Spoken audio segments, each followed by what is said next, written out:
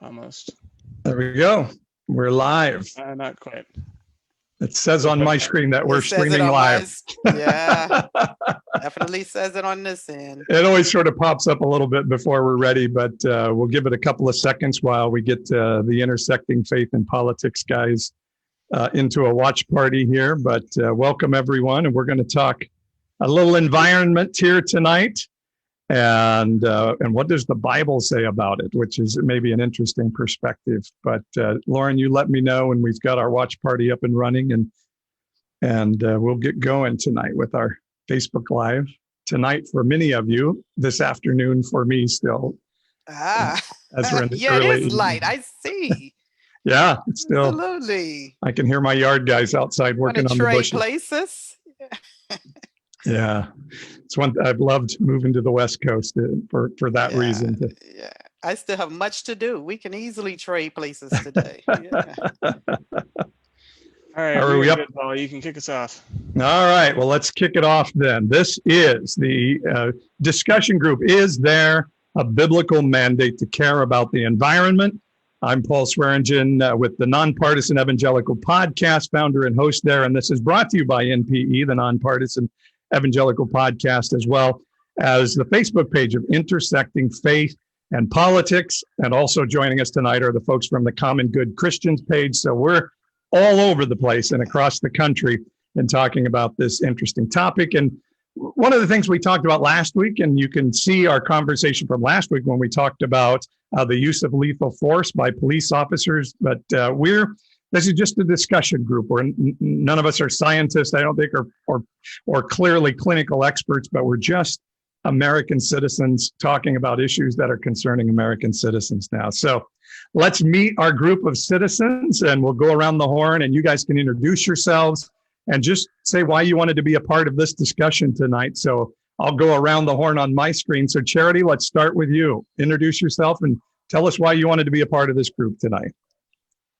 Well, I'm Charity D'Amico, and I live in Wisconsin, and I wanted to join tonight because I just feel like it's an important issue, that there's not just one issue that we should be concerned about as Christians, and the environment is something that we should take care of. We should take care of what's around us and what God has given us to where to live and who it affects, and take care of everybody. So that's part of who we are as Christians, I feel like. That's wonderful. Fantastic. Welcome. All right, Delaney, how about you? All righty. Hi, guys. My name is Denise Delaney. I am a mother of 4 wonderful children and a host of grandchildren. I work in the IT industry, and the only background I bring to this panel for tonight's discussion is that I am a child of the Most High God.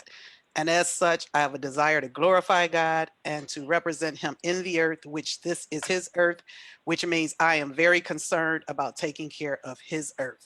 And so I feel I have, as a Christian, I have a duty and a mandate, yes, to take care of his earth. And so that's why I'm here. I'm happy to be here for this panel. And I believe we're all going to walk away with something that we didn't come in here with. So I'm excited. Thank you guys for having me. Fantastic. Thanks, Delaney. David, you next. So I'm David Todd, and I joined the group a little while ago and quickly noticed I'm an outlier in opinions often. So I thought it'd be kind of fun to join in. I was talking to John about it, and he agreed. Yeah, and what I love about you, David, is you do bring an outlying opinion, but do it with class and honor and make for interesting discussion. So I really appreciate that about you. Thank you. You're sort of a rarity in our time sometimes. I have driven people away in the past, and I decided that I appreciate friends and so on and interaction more than attempting to be right. And yeah. Very good. Awesome. Claire, how about you? Good.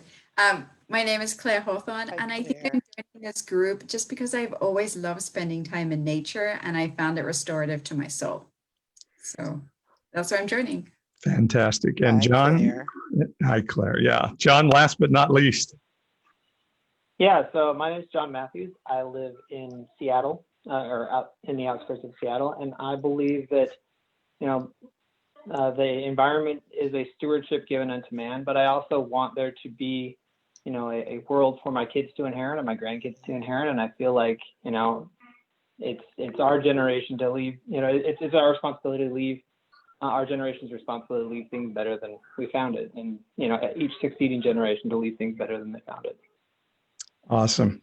All right. Well, I'm glad you guys are all here and we get to have this discussion. And so the topic we said is there a biblical mandate to care about the environment? And sometimes it may look like sort of more right, conservative leaning Christians seem less likely to believe in climate change than maybe other Americans, and don't think it's quite as an important issue as with which to deal as maybe some of the others, like abortion or gay marriage or some of the other issues that are out there. So what do you guys think about in terms of climate change?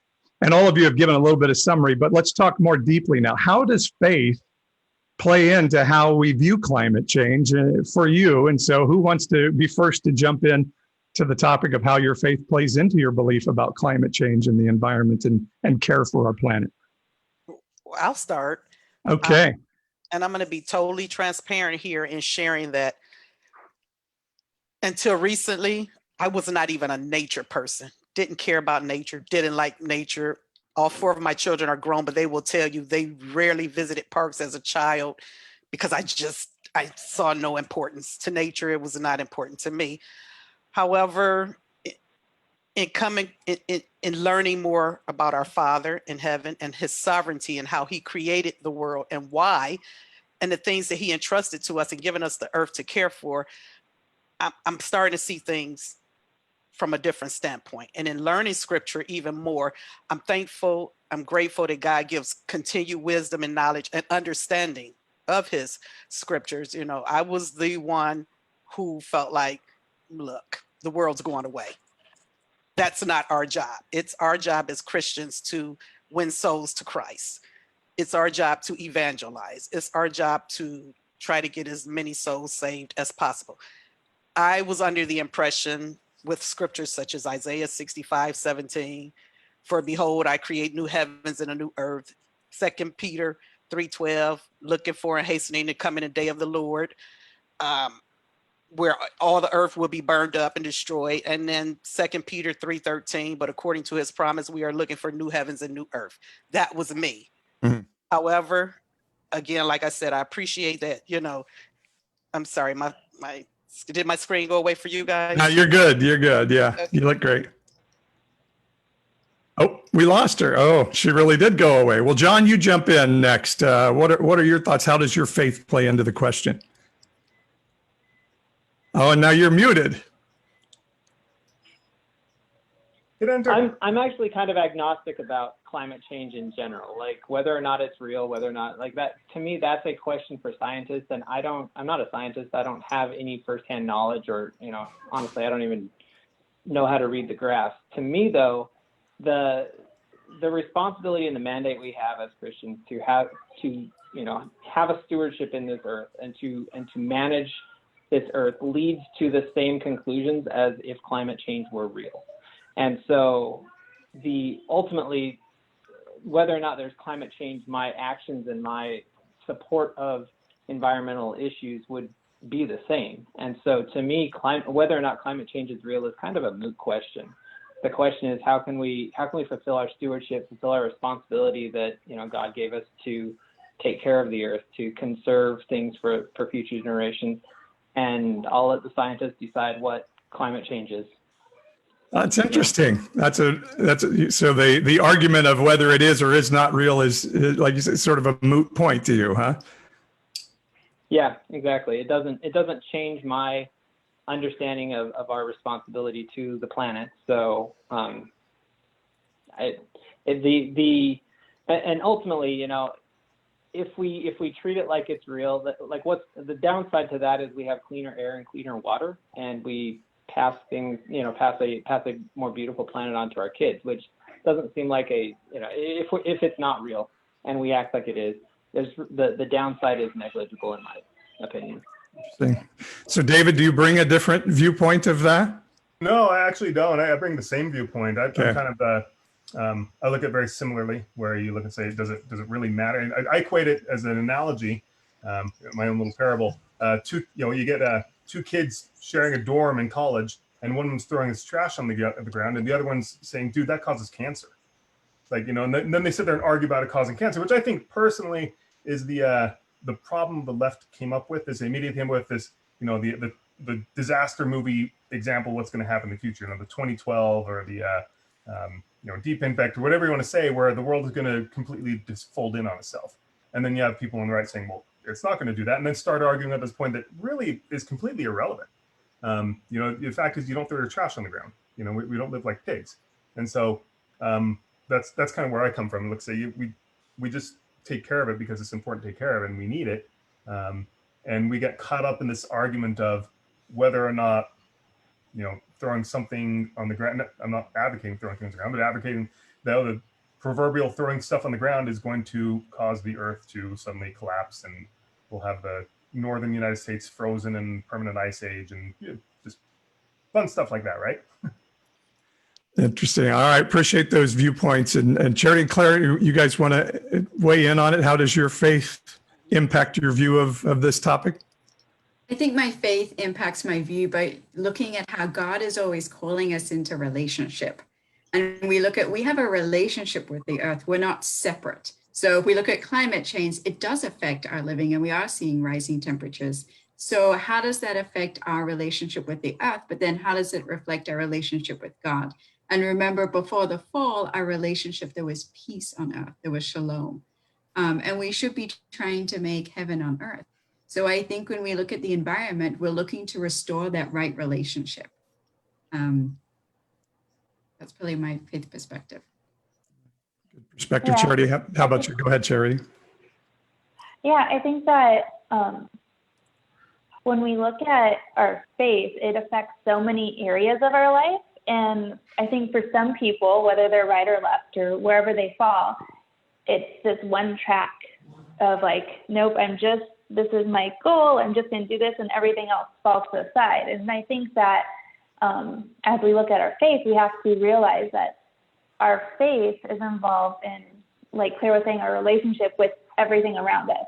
And how are we going to rightly walk in that with God, with our family, and how are we going to pass on what we feel, whether it's climate change happening or whether we want to use recyclables or those kinds of things that are going to affect how the earth looks and how we feel. I mean, all those things affect how you feel, the pollution, the things that are happening with the ozone, all those things. So I think a faith is a big step. You have to look at your relationship with God and see how that's going to affect each step that you take. I'd like to make another point, if I may. Go ahead, Delaney. God gave us this earth, true. He put us in this earth, but he did not, it's not ours. Everything that's in it belongs to him. And so while God gave it to us as a resource, I don't believe God intended for us to just take, and yet take, what the earth has to offer without little regard to how we're gonna replenish it or care for it in return, because that's, as we care for it, it's gonna continue to care for us. And we could think in terms of the parable where the shrewd manager, where God was very displeased that, he entrusted to him, and yet he did little managing. It's our job to manage the earth and care. This is serious business for God. God cares if even one sparrow falls. It's important to God that we care for the earth that he created, because he said when he created everything he created it good. Our business is to keep it good, to keep it thriving, and he said he would number our seeds and our seed. Well, if we're going to have seed and seed, what good will it be to them if we don't leave them something? And then also, just like if you were renting an apartment, the home is yours to do what you want, but you wouldn't return it to the shape and to the owner in the sense of, oh, sorry, And we can never be inhabited again. Yeah. Right. We can't tell God, well, sorry, you gave it to us and you said it was good, but I was busy evangelizing or winning souls. I thought you would take care of it. So Interesting. All right, Delaney, thanks. And I want to welcome everybody who's watching us on Facebook right now on the NPE page or the Common Good Christian page or Intersecting Faith and Politics. We are monitoring the comment section. So if you want to add a thought or ask a question of our panel, then just type in your comment or question and we'll jump on it if we can and when we can. So be a part of the conversation as you're watching on Facebook.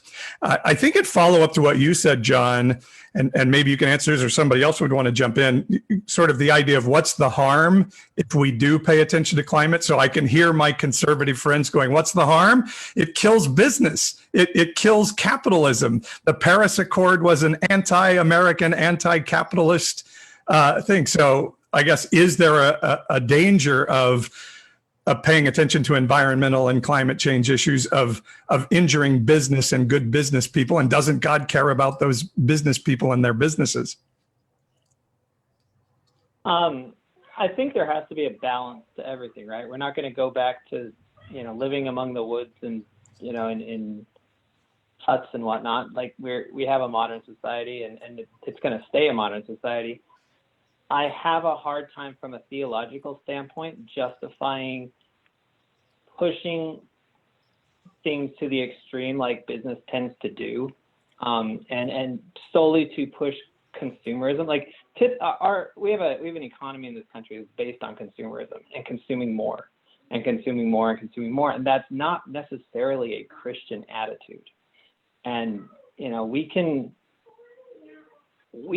do, like, I think of the when I was growing up in Seattle, the big thing, it was the loggers against the environmentalists, and that was such a big thing, and you don't see that anymore. Why? Because the loggers learned how to log sustainably, they replant, and now they're starting to reap the rewards of their sustainable actions. Like if you treat things like rather than treating them like a zero sum, we got to get ours, you treat it like a sustainable resource and a public good, you can end up with a better system than strip mining and clear cutting mountains and watching the erosion take everything away. So yeah, there's a balance that needs to be struck, and I don't think that we need to go drilling in pristine Alaska to accomplish that. I'd like to add to that. I agree with John, because that was actually going to be a question of mine.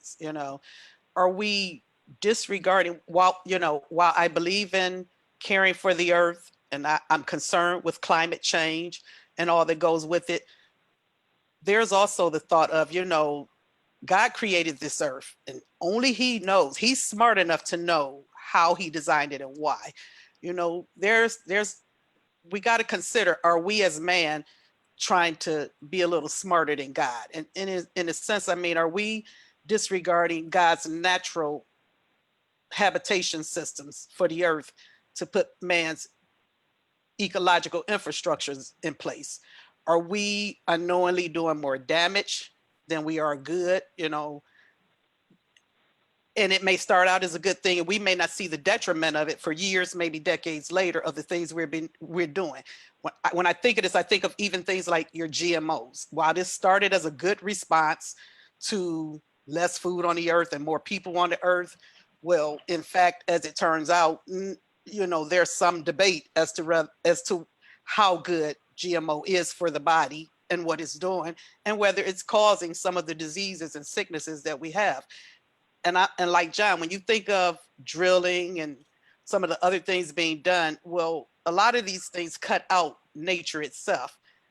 Nature, there's a reason for nature. There's a reason for trees. There's a reason for the soil. When you're contaminating the soil or cutting down the trees, not only are you damaging what is good source and resource for us, you're also running off the natural habitats and the animals and the fish that belong in the water, different species, things that are needed. They're not needed just for us to eat or to look pretty. There is a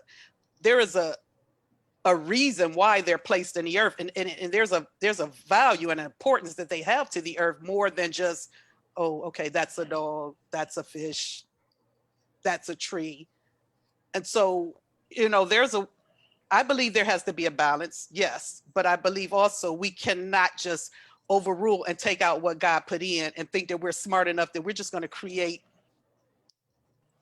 all of this stuff without what God put in it. I just don't think that's the answer either. And God said what he created, he made good. And it is our job as stewards to make good decisions for the earth. We can't just go along with everything green because it's green.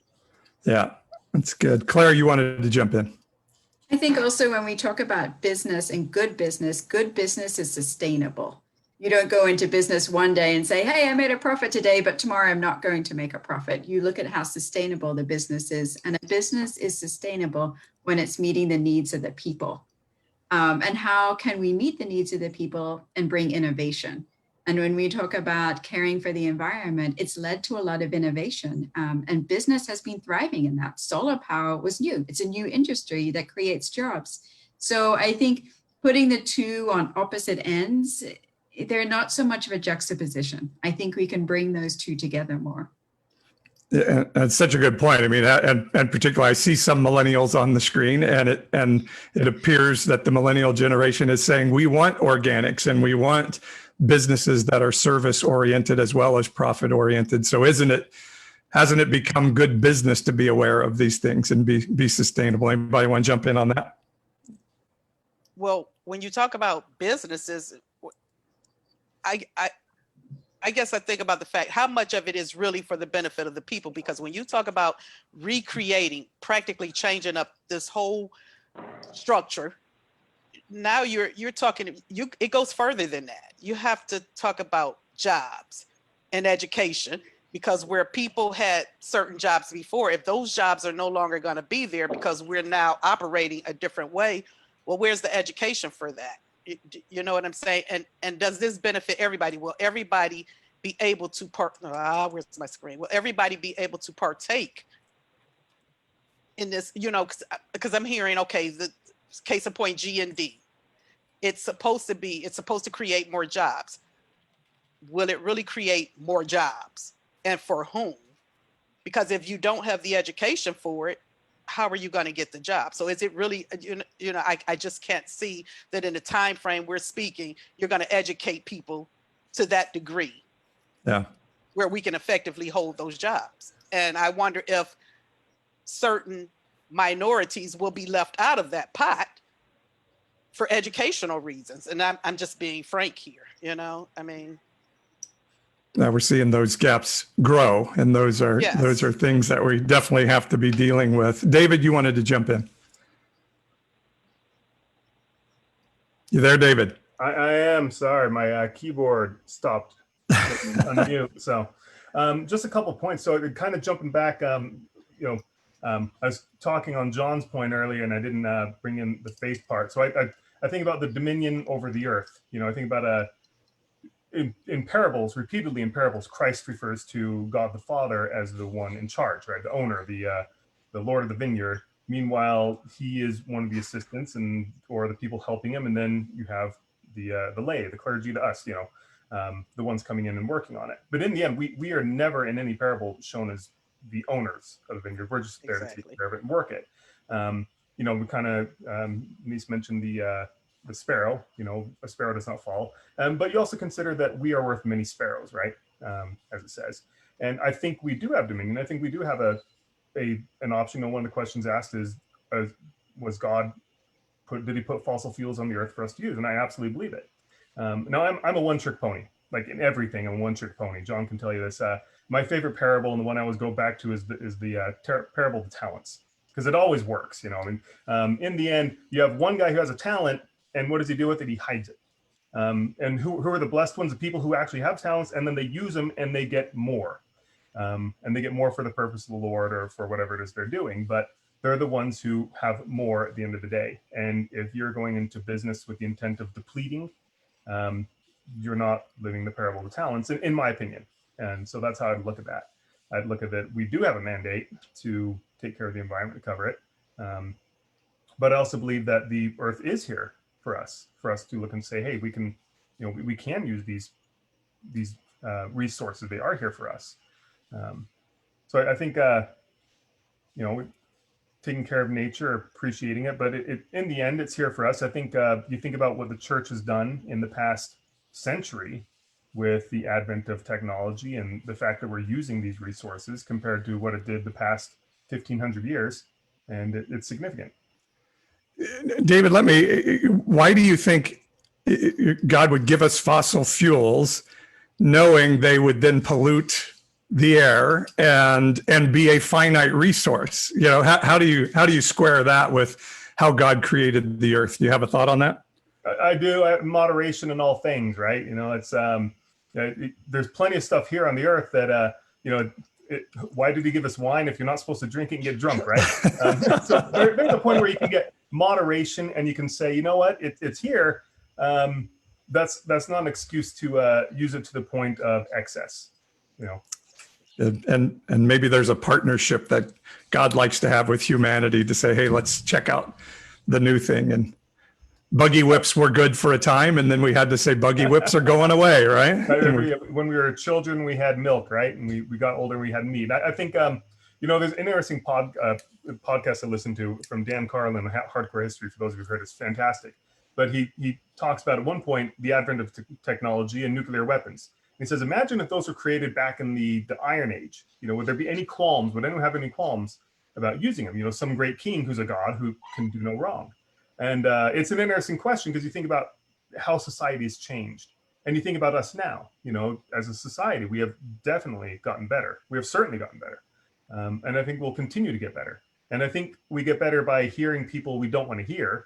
You know, there's the people who would, you know, I've talked to a lot of people who are, you know, the ANCOM, the anarchist communists, who believe that technology was a mistake, and we need to go back to a tribal society where everyone is happy and you can't possibly have bad war.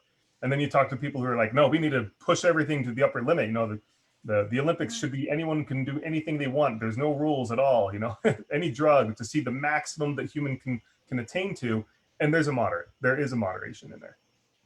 So we're getting some great questions in. So keep sharing the questions. And David just referred to one from Devin there that he was asking about fossil fuels and should we use it now or leave some for the future? And then Greg has chimed in here and he says, is it common for Christians to disregard pollution, climate change, et cetera, because we believe God's a God of miracles and he's going to provide the next thing or the new thing that we need? Is there some of that? Charity, we haven't heard from you for a bit. Do you want to jump in? Yeah, I mean, let me just look at this question again. Well, you can go with that. And also, you know, the thing I want to ask too is, like, Delaney mentioned some of the verses about God blowing up the earth. What are the verses that we use in the parts of Scripture? David uses the parable of the talents, but where does our faith come from to say, no, we have to take care of the planet? Well, I mean, he also mentioned the talents of that God. I think that oftentimes in Christianity or evangelicalism, we just,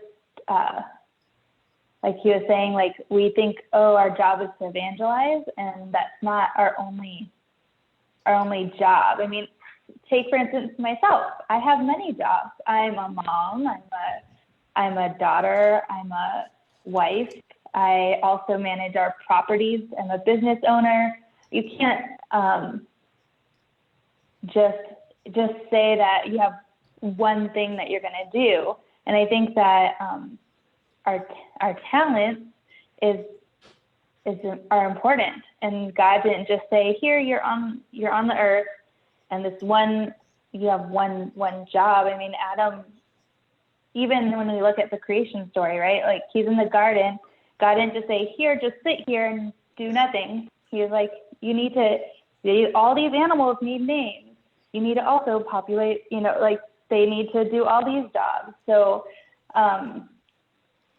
regarding faith, I think that you see it all over the Bible, and that not just dominion in the way that we think about it, of like hovering over something and like you're oppressing it. I think dominion can be is like a working relationship with the earth and with the things in the earth. And there's so many different scripture verses. I can't just pin just one. But even there's even in Revelation, the end of the Bible, right? Like you're thinking about just the very end of the Bible. It should have like, this is the end. He's talking about the earth, and I forget where it is. I think Delaney might. I think you were discussing that in Revelation. I'll have to look it up. Okay, we'll give you a chance to I'm look that blanking. up. Yeah. Yeah, let me look that up. So there's some things out there if anybody wants to jump in. And also, I think Delaney did raise a good point in that, where does eschatology play into this? And my eschatology being end times, the study of the end times of the earth biblically. And I know I grew up with the belief that Jesus was going to come and he was going to take the good people out of here, and then the earth was going to go to hell in a handbasket, and then God would blow it up, and then we all would get like a new earth. And so why did we care? That belief system has changed for me some, but how much does eschatology play into this? John, you want to jump in on that? Yeah, for me, it doesn't play any role at all, because ultimately the stewardships that we are given from God are ours to fulfill, whether or not they're temporary or not. I have kids, my kids are going to die. Does that mean I no longer have a stewardship for my kids because they're going to be gone? We have responsibilities, and ultimately, we are accountable to God for fulfilling those responsibilities. And whether Christ comes tomorrow or Christ comes 1,000 years from now or whenever, we're going to be held accountable for how well we fulfilled our stewardships and fulfilled the responsibilities that he gave us during our time on the earth. Yeah. And the danger of that, when I was a kid, everybody was saying, Jesus is coming in 1983. So forget it. Don't go to college. Don't do any of those things. And he didn't come in 1983. And now we're well past that. So we have to be careful about that. Anybody have anything else they want to jump in at this point? I think you make a really good point that it's God's choice, not ours. And when we decide when, the earth can no longer be cared for, we're taking the role of God.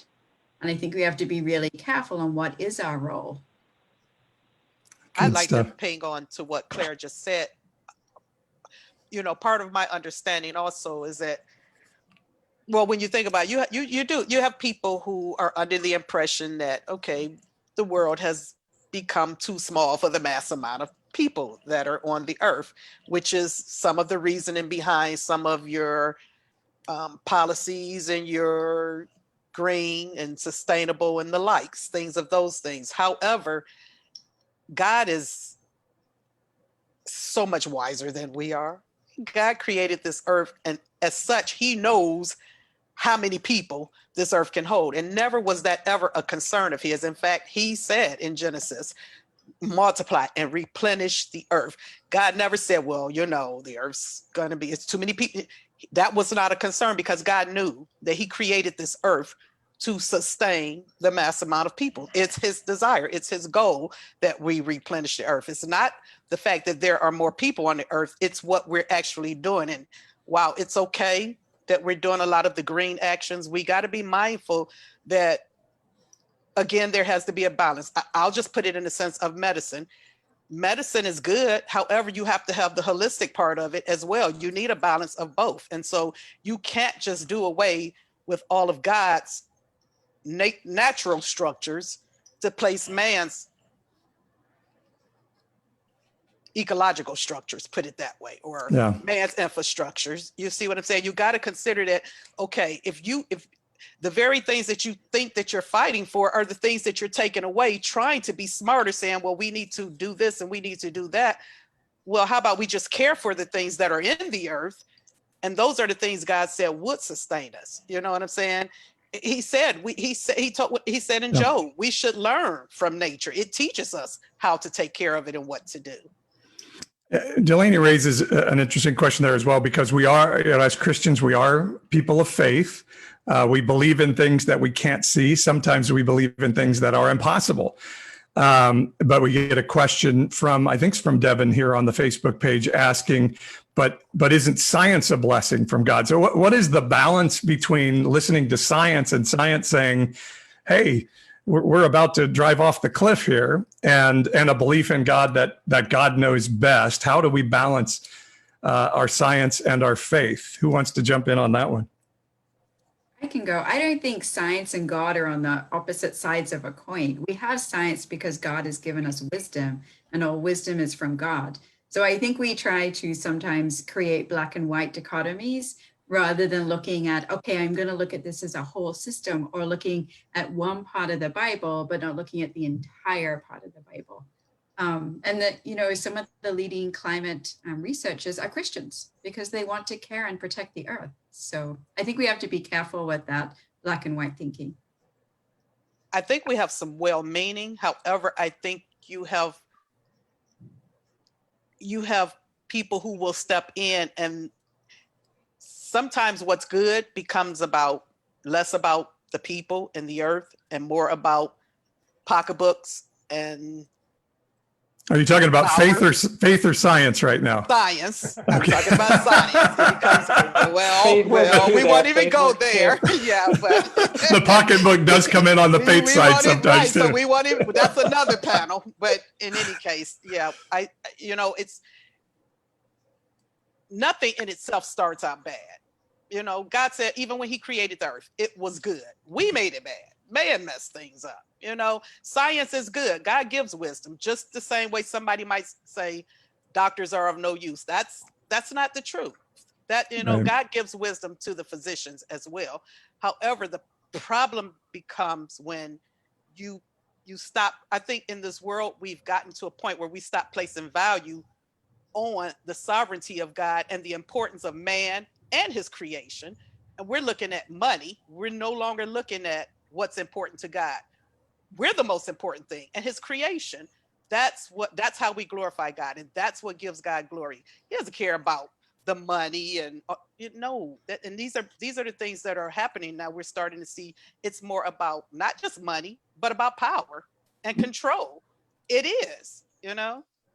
Uh, I'd so like to you're, add something. yeah, go ahead, David. Sorry, I didn't mean to interrupt you. Yeah. So, you know, going back to that with the science is blessing from God, absolutely. Like Claire said, knowledge, God is knowledge. You know, I have a firm belief, you know, in my religion, which is a little unique, that, you know, we see things that came out from science, and I'm like, yeah, we believe that, we believe that, we believe that, you know, not to say we believed it first, but, you know, hey, we already taught this in our church. And I have a firm belief that as man climbs the mountain of knowledge, he'll find that God was there the entire time on the top. Now, is the other question, you know, does someone ask, do you think severing our agrarian ties has led us greater disconnection of God? No.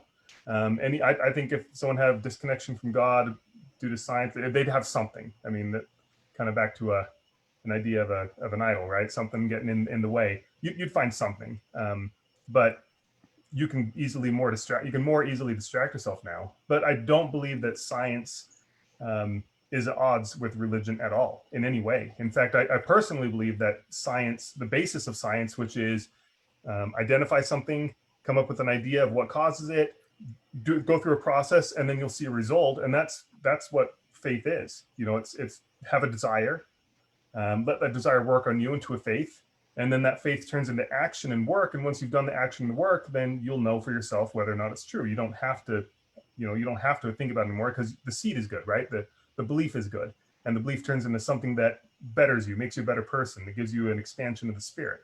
And if it doesn't do that, then you can know it's not from God. So, I mean, that right there is a scientific process, and that's pretty much what's described in religion. What's your thoughts, John? Yeah, I would tend to agree with that. I see scientific truth and religious truth as kind of a Venn diagram, and you know, as we understand, you know, none of us are going to claim we know everything about science. No scientist would claim that. None of us are going to claim that we have a perfect knowledge of religion and of God's will. And I think the more we understand about both, the closer that overlap becomes to being a full circle. And, you know, there's some things that we may misunderstand about religion that we just, you know, that we have to discard. There's things continually that we're discarding about science that we don't understand. So yeah, I think that, you know, we should search for truth. We should search for truth out of the best books, out of the best sources that we can. And some of those are going to be religious, some of those are going to be science, and ultimately they will all come together into the truth that, you know, God wants us to know. Yeah, and I think if I can jump out of my role of moderator for 1 second, then I'll grab you, Charity. the first people that were empowered by Holy Spirit in the Bible, we're told, are the craftsmen who built the tabernacle. And so I think God can work through. Tim is asking the question here: can a scientist provide prophetic wisdom through science? And I think absolutely. And I think sometimes in the Christian world we discount that our gifts are prophetic works of God. And so scientists, in discovering, Galileo and Newton, those guys were all Christians that were trying to find ways to prove God through the science of the earth and to search for God. And so I think sometimes we lose the value of that in Christianity. Charity, what did you want to throw in? I was just remembering that we take our kids when we're doing road trips, we take them to museums a lot, and a lot of those are science museums. And so explaining it to the kids, like there's this one that was showing all the galaxies and all the stars and everything. And we were talking about how God created all of this. But also, like, were we ever able to see it? Like, we have such powerful microscopes now, right? Like, scientists have created that you can see just the expansion of the universe, and how we were talking to the kids about how when God spoke, I don't hear a lot of Christian families talking about this, but like when God spoke and the words came out and they just kept on going, right? And how science, we're just getting so much more knowledge, and to say that we're going to cut it off and that's not part of what God created is just, I think it's just so wrong. And it's also robbing our kids of knowing these things, right? If these scientists are exploring and learning new things, how are we going to know how much, like, the awe and the amazingness of who God is and how that speaks to us? And in the Bible, it talks about, even the stars will tell you, like when I was growing up, they talked about the missionaries and how they went to these tribes that hadn't ever heard of God, but they knew of them. And like even the creation talks about who God is. And just, I don't know, it's just such special moments that you can have with your family. And we talked about our family inheriting what we leave for them. And if we don't give them that knowledge, maybe they might grow up and not think about how God created all these things and not be able to connect with him. So I just think it's such an important thing to include in your faith, is that science is part of that. Although the advance of science took away Pluto as a planet, and I'm still not over that at this point. So we may need to slow down on some of these things. I don't know. And I think conspiracy theories are playing into this now, and we're losing trust in our systems and things. And so I think we just need to think about what is the gift of science, and then we use discernment in the middle of it. And sometimes we're getting a little afraid of some things that I think God may not be quite as afraid of as us. Don't you guys think? I see a lot of heads nodding. I have a thought to ponder, or rather a question to pose to the panel. Go for it. When I think about, how in Job the Bible says that, ask the animals, they'll teach you. Ask the birds of the air, they'll tell you. Ask the earth, it'll teach you. Ask the fish of the sea, they'll inform you. I think about, okay, what I want to put to you guys is, when you think about some of the advances technology-wise going on in the earth, I'll just throw one out. Geoengineering, it's hard pressed to look outside and see natural clouds in their existence. You're looking at a lot of man-made weather events. You're looking at, insects being killed off, but then insects are being released that are supposed to kill off insects that would spread viruses, but yet God gave us the animals that would kill off the insects. Like, at what point do we say, okay, we're trying to be smarter than God? It's almost like the creator of a car, you create a car, but then the car thinks it's smarter than the person who built the car. And I guess that's where I fall apart with the whole, because I do believe we have a mandate to take care of the earth. However, I struggle with the whole, some of the things that are being done, I don't think, I just personally, I don't think it's in line with how God expected us to care for his earth. I think we're taking away some of his creation for the sake of caring for the earth or saying we're making the world a better place. I think we're doing what we want to do and we're not considering his creation, and that should be considered in there too. You know, is it harmful what is being done when you consider the weather that's being manipulated, when you consider things that are being put into the ground, you know, that kills off soil or the natural earth as it is? Are these things really helpful for us? But yet it's part of the grain, you know, some of these initiatives. Who has a thought on that? Anybody want to jump in? I can jump in. So I think that the question, when we say, it's easy to say balance, but it's hard to figure out what standards we balance around, right? And to me, the larger principle of, you know, environmentalism and whatnot, in addition to the stewardship thing that we've talked about a lot, is kind of a love thy neighbor thing, right? Can you really say you're loving thy neighbor if you're leaching mercury and other toxins into the stream? Can you really be loving your neighbor if you're polluting their air, or, you know, having them drink water that's impure, or, you know, like there's a point at which, if you're doing it for the money and not for the people, and not for, you know, you can justify anything, right? Anything, any way that you want. But getting back to the loving thy neighbor and as a component, you know, in 1 Peter 4:10, we're called to minister to each other as the stewards of the grace of God. And that ministering to each other, that calling that we have to care for each other, really, I think, extends to environmental issues as well. Because, you know, as Dave was talking about, you know, the roommate throwing trash down that the other roommate had to deal with, we should try to be as conscientious and caring to our neighbors as we can. And that to me is the principle that should drive environmentalism and where we should seek the balance. So that was going to be a point of mine with the verse about love thy neighbor. Well, in essence, we're all sharing this earth, even with animals and creatures. Those are God's creations. That makes us neighbors. How are we loving our neighbors if we're putting poisons in the ground that normally animals would graze off of?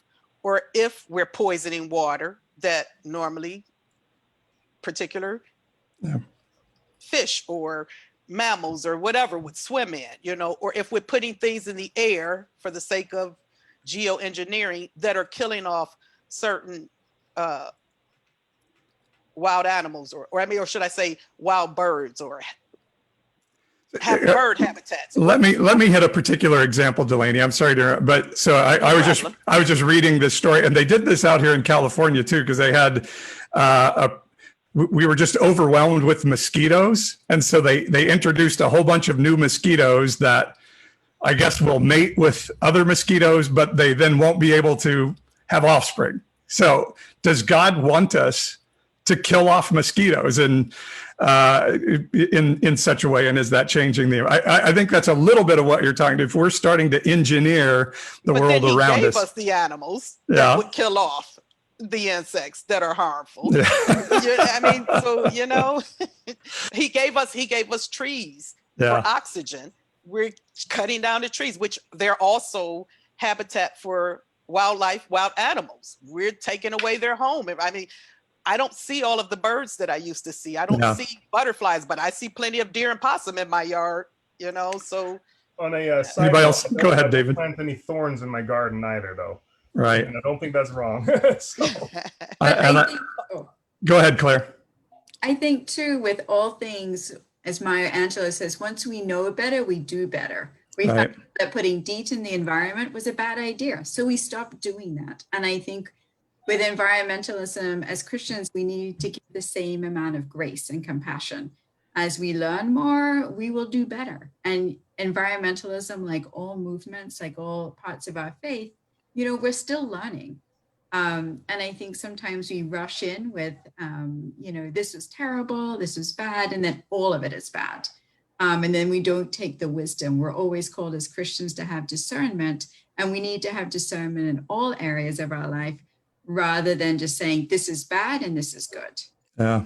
So our Amish brothers and sisters would say having electricity in your house is bad, but I think the rest of us are kind of like, I kind of like flipping on that switch and it coming on. So, and what was the famous Henry Ford quote? If I had asked people what they wanted, they would have said a faster horse.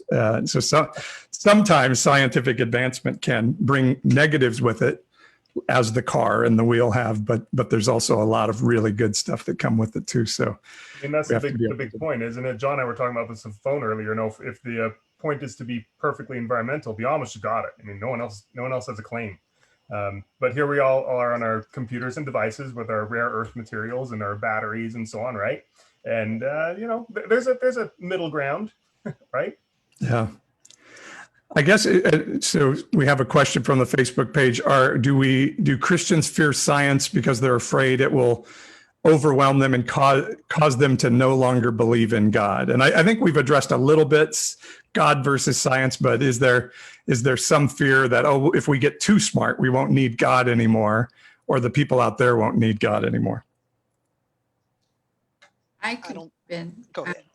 I think it might not be a fear, but there's a certain perception of what a Christian is. And unfortunately, that's been someone that doesn't believe in science, but believes in God. And there seems to be this chasm. And so that would be my take on it.